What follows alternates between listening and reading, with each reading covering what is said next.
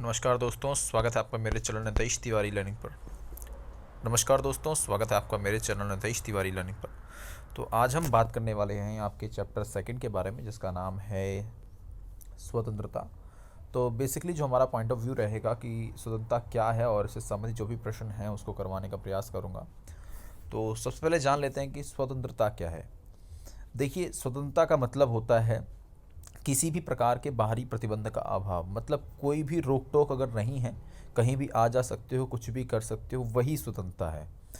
तो ये basic form है कि स्वतंत्रता क्या है। ठीक है, इसी के साथ अगर आपसे कभी पूछ लिया जाए कि स्वतंत्रता का वर्णन भारतीय संविधान में अनुच्छेद किस अनुच्छेद से किस अनुच्छेद में है, तो भारतीय संविधान में अनुच्छेद 19 से लेकर अनुच्छेद 22 में स्वतंत्रता का वर्णन है। ठीक है, अगला हम प्रश्न करते हैं कि भारतीय जो संविधान है उसमें जो स्वतंत्रता है उसमें प्रतिबंधों की आवश्यकता क्यों है, या स्वतंत्रता में प्रतिबंध क्यों ज़रूरी है। देखिए, बहुत ज़्यादा ज़रूरी है, क्योंकि स्वतंत्रता में यदि प्रतिबंध नहीं होंगे तो समाज में टकराव की स्थिति आ जाएगी, समाज में अव्यवस्था फैल जाएगी।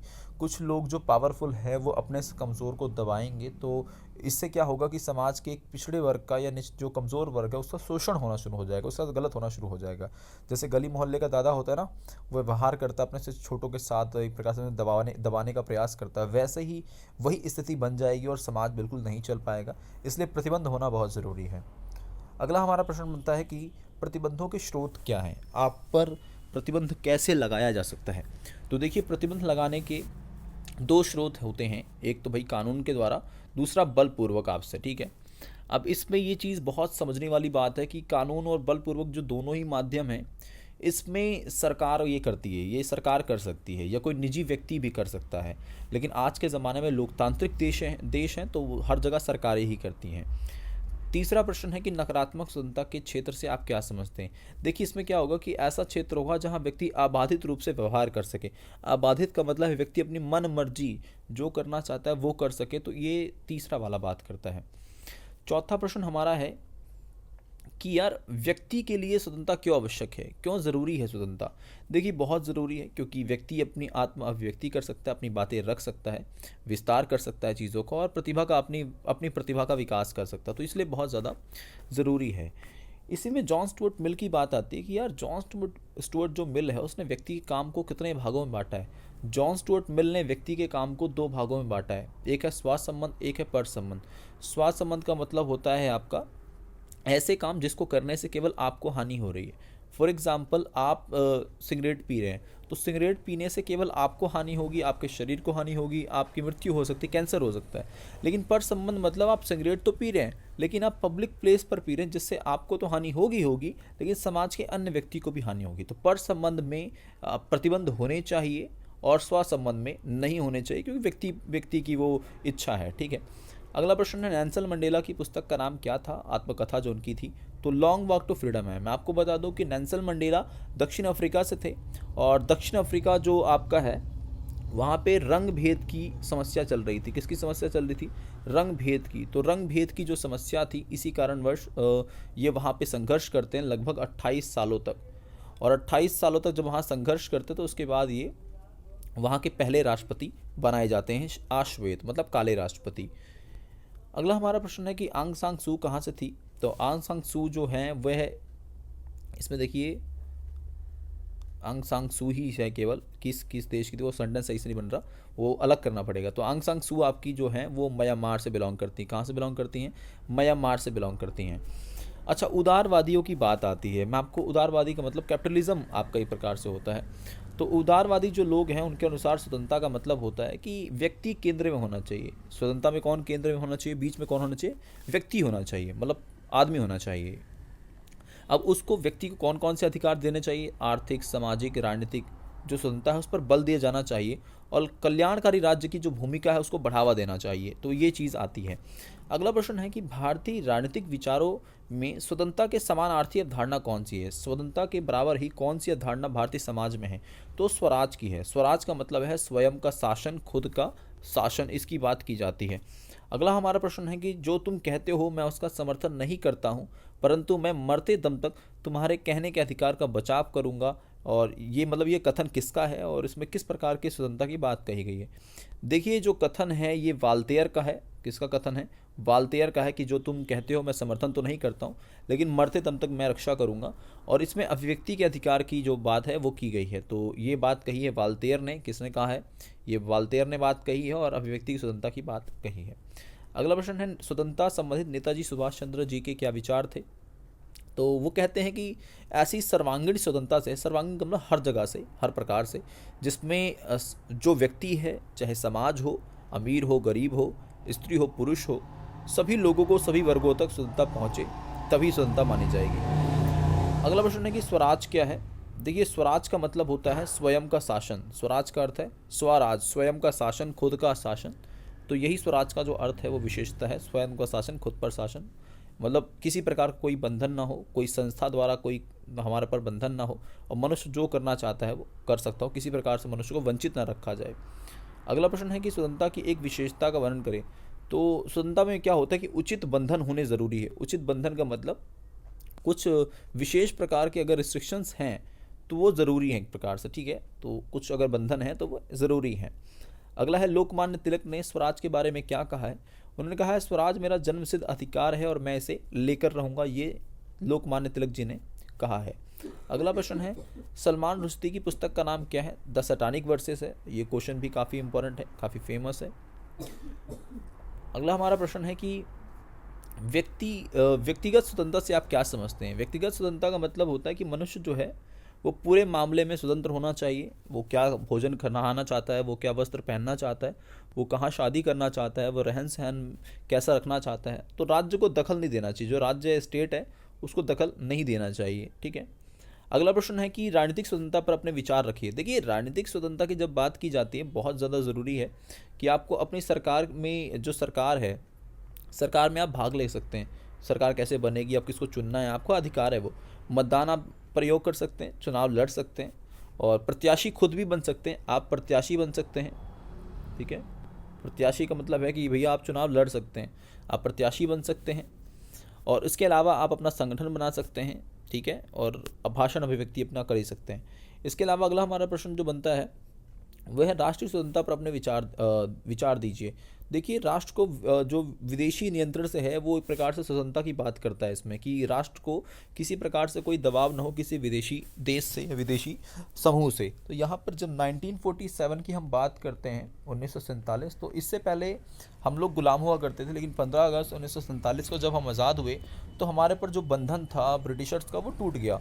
अब हम अपने खुद के फैसले लेते हैं, हम काफ़ी फ्री हैं, हमारे नागरिक फ्री हैं, सरकार जो अधिकार देती है, हम सामाजिक, सांस्कृतिक, धार्मिक, आर्थिक और राजनीतिक विकास अपना खुद कर सकते हैं, हमें ज़रूरत नहीं है किसी की, ठीक है। तो बाहरी कोई प्रतिबंध ना हो, मतलब कोई नियंत्रण ना हो। अगला है कि नागरिक स्वतंत्रता से क्या अभिप्राय है? नागरिक स्वतंत्रता क्या है? देखिए, नागरिक स्वतंत्रता का अर्थ होता है कि किसी भी व्यक्ति को, राज्य का नागरिक होता है तो उससे कुछ अधिकार मिल जाते हैं। जैसे हम भारत के नागरिक हैं तो हमें कुछ अधिकार मिले, जैसे हमारे 6 मौलिक अधिकार हैं। 6 मौलिक अधिकार में हमारा है, चाहे हम समानता के अधिकार की बात कर लें, शोषण स्वतंत्रता की बात कर लें, शोषण के विरुद्ध अधिकार तीसरा, चौथा धार्मिक स्वतंत्रता का अधिकार, पांचवा शिक्षा और सांस्कृतिक अधिकार, छठा संवैधानिक उपचारों का अधिकार। तो जो ये 6 अधिकार हमें दिए गए हैं एज अ भारतीय नागरिक, भारत के नागरिक रूप में दिए गए हैं, ताकि हम अपनी प्रतिभा का, अपनी योग्यता का विकास कर सके बिना किसी बाधा के। अगला है कि आर्थिक अधिकार कौन से हैं? तो देखिए, जो आर्थिक अधिकार होते हैं वे विशेषता हम जब बात करते हैं विशेषकर, तो इसमें अपनी रुचि और अपनी योग्यता का व्यवसाय करना, हमें जिस क्षेत्र में हमें रुचि है, जिस क्षेत्र में हम करना चाहते हैं व्यवसाय, काम करना चाहते हैं, वहाँ हम कर सकते हैं। देश में कोई उद्योग धंधा हम चला सकते हैं, खोल सकते हैं। धन का उत्पादन और वितरण हम ठीक ढंग से कर सकते हैं, और बेरोजगार ना हो व्यक्ति, कोई व्यक्ति बेरोजगार ना हो। इसके अलावा जब हम बात करते हैं तो स्वतंत्रता से आपका क्या अभिप्राय है? देखिए, स्वतंत्रता से हमारा जो विशेषकर जो अभिप्राय है उसमें हम देखते हैं कि स्वतंत्रता जो है वो किसी प्रकार का जो बाहरी प्रतिबंध है उसके अभाव की बात करता है, और इसका आशय होता है कि व्यक्ति आत्म अभिव्यक्ति कर सकते हैं, अपनी योग्यता का विस्तार कर सकते हैं, अपने अंदर जो भावनाएं हैं, जो उसकी संभावनाएं हैं, जो करना चाहता है जीवन में, वो उसका विकास कर सकता है, और किसी व्यक्ति को अपनी रचनात्मक और क्षमता का विकास हो सके उसकी बात की जाती है। इसी के साथ जब हम बात करते हैं तो जॉन स्टुअर्ट मिल के बात करना बहुत ज़्यादा ज़रूरी है, क्योंकि एग्ज़ाम के पॉइंट ऑफ व्यू से बहुत ज़रूरी है ये पॉइंट आपका। जॉन स्टुअर्ट जो मिल हैं वो बेसिकली हम बात करते हैं कि वो ऐसे अधिकारों पर चर्चा करते हैं जिसमें व्यक्ति के काम को 2 भागों में बांटा गया था, याद होगा आपको, जिसमें एक स्वास्थ्य संबंध था, एक पर संबंध था। तो स्वास्थ्य संबंध का मतलब ऐसे काम जिसको करने से केवल आपको हानि होती है, लेकिन जो पर संबंध है ऐसे काम होते हैं जिसको करने से आपको हानि तो होगी होगी, समाज के वर्गों को हानि होती है। तो पर संबंध में कुछ प्रतिबंध होने चाहिए, क्योंकि इससे व्यक्ति को हानि होगी, दूसरे व्यक्तियों को हानि होगी, तो इस पर प्रतिबंध होने चाहिए, और यही हानि सिद्धांत है। इसका एक और सेंटेंस है कि हानि सिद्धांत तब लागू होता है जब आपको स्वयं की रक्षा करनी हो। किसी व्यक्ति की स्वतंत्रता पर प्रतिबंध मतलब रोक तभी लगा सकते हैं आप जब आपको खुद की रक्षा करनी हो। ठीक है। अगला प्रश्न है कि फिल्म निर्माता दीपा मेहता को काशी में विधवाओं पर फिल्म बनाने से किस आधार पर रोका गया था, और यह किस प्रकार की स्वतंत्रता का उल्लंघन था। तो देखिए, इसमें विशेषकर जो है वह भारत की दशा का पूरी तरीके से बुरा चित्रण किया जाना था। विदेशी पर्यटक को इस पर प्रभाव पड़ता कि भाई भारत की दशा इतनी खराब है, महिलाओं पर इस प्रकार से अत्याचार या इस प्रकार का जो स्थिति है, काशी की बदनामी होती है, और अभिव्यक्ति की स्वतंत्रता के अधिकार का उल्लंघन किया गया है। इन कारणों से उनकी फिल्म जो है वो देखने नहीं दी गई या रिलीज़ करने नहीं दी गई थी। ठीक है। तो ये एक पॉइंट ऑफ व्यू है। अगला है नकारात्मक और सकारात्मक स्वतंत्रता, जो कि एग्जाम के पॉइंट ऑफ व्यू से बहुत ज़रूरी है। तो याद रखिए, नकारात्मक स्वतंत्रता मतलब किसी प्रकार का कोई प्रतिबंध ही नहीं हो, आप जो करना चाहते हैं वो करिए, किसी प्रकार का प्रतिबंध नहीं है। और इसी में होप्स कहते हैं कि ऐसी स्वतंत्रता का अर्थ है सभी प्रकार के प्रतिबंधों का अभाव, मतलब कोई प्रतिबंध ही ना हो, आप जो कर सकते हैं करिए। लेकिन सकारात्मक स्वतंत्रता कुछ नियम, उपनियम और कानूनों की बात करता है, जिसमें अगर हम संक्षेप में जाएं तो जो नकारात्मक स्वतंत्रता है उसके समर्थक चाहते हैं कि राज्य का कोई हस्तक्षेप ही ना हो, राज्य कुछ कहे ही ना, मनुष्य किसी प्रकार कोई नियंत्रण ही ना हो, मनुष्य जो करना चाहता है वह करे। लेकिन जो सकारात्मक वाला है वो चाहता है कि व्यक्ति पर कुछ नियंत्रण हो तो बढ़िया है, ज़रूरी है, और समाज को चलाना समाज को चलाया तभी जा सकता है जब नियंत्रणों के साथ हम बात करें। तो इस बारे में पूरा चर्चा इसमें संक्षेप में की गई है। अगला प्रश्न है कि सामाजिक प्रतिबंधों से क्या अभिप्राय है, और क्या किसी प्रकार के प्रतिबंध स्वतंत्रता के लिए आवश्यक हैं। ऑफ कोर्स ज़रूरी है, बहुत ज़्यादा ज़रूरी है, क्योंकि अगर प्रतिबंध नहीं होंगे तो जो समाज का प्रभुत्वशाली संपन्न मजबूत वर्ग है वे अपने से कमज़ोर के साथ गलत व्यवहार करेगा, और उनकी स्वतंत्रता जो है सुनिश्चित कौन करेगा। तो इसलिए समूह, एक प्रकार से अगर हम बात करते हैं तो समूह और समुदाय में राज्य द्वारा व्यक्ति को चयन का निर्णय लेने का, काम करने की स्वतंत्रता प्रतिबंध लगाना है। ऐसे प्रतिबंध बहुत ज़रूरी हैं और जिनसे व्यक्ति का सुरक्षा सुनिश्चित हो, मतलब ऐसे कुछ प्रतिबंध ज़रूरी हैं जिससे बाकी लोगों की स्वतंत्रता सुनिश्चित हो। ठीक है। तो ये बहुत ज़्यादा ज़रूरी आपका प्रश्न रहेगा।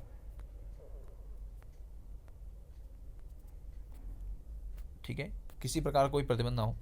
अब इसमें यह है कि स्वतंत्रता के 4 लक्षण कौन से हो सकते हैं। तो विशेषकर स्वतंत्रता के जो 4 लक्षण हैं वो ये रहेगा कि सभी व्यक्तियों को समान रूप से समान मिलना चाहिए, योग्य काम करने की शक्ति की स्वतंत्रता नियंत्रण से मुक्ति नहीं दिलाती, व्यक्ति को व्यक्तिगत विकास के लिए अवसर प्रदान करती है। एक प्रकार से कोई मुक्ति नहीं है, ये मुक्ति नहीं है, ये व्यक्तिगत विकास करने का तरीका है। और स्वतंत्रता में समाज से मिल सकती है, समाज से बाहर नहीं। स्वतंत्रता प्रयोग समाज में विरुद्ध नहीं किया जा सकता, तो स्वतंत्रता का प्रयोग जो है समाज के विरुद्ध नहीं कर सकते आप। आपको समाज में अच्छे जीवन जीने के लिए, अपने विकास करने के लिए स्वतंत्रता दी जाती है, ना कि समाज को हानि पहुंचाने के लिए।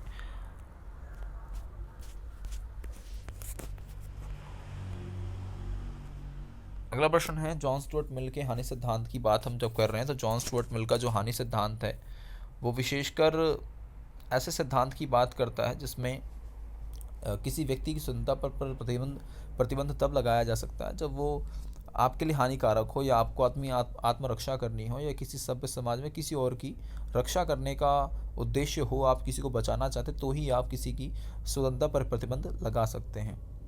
ठीक है। अगला हमारा प्रश्न रहेगा कि अभिव्यक्ति की स्वतंत्रता का अर्थ क्या है, और आपकी राय में इस स्वतंत्रता का समुचित प्रतिबंध क्या होंगे, उदाहरण सहित बताना है। तो देखिए, अभिव्यक्ति की स्वतंत्रता से हमारा अभिप्राय है कि व्यक्ति को आज़ादी है, वो कुछ भी कर सकता है, अपनी बातों को रख सकता है, लेकिन इसमें व्यक्ति को अपने कहकर, लिखकर, किसी भी माध्यम से अपनी बातों को रख सकता है। और संविधान के अनुच्छेद 19 से लेकर देखिए 22 में है, 19 से लेकर के 22 में स्वतंत्रता का वर्णन किया गया है।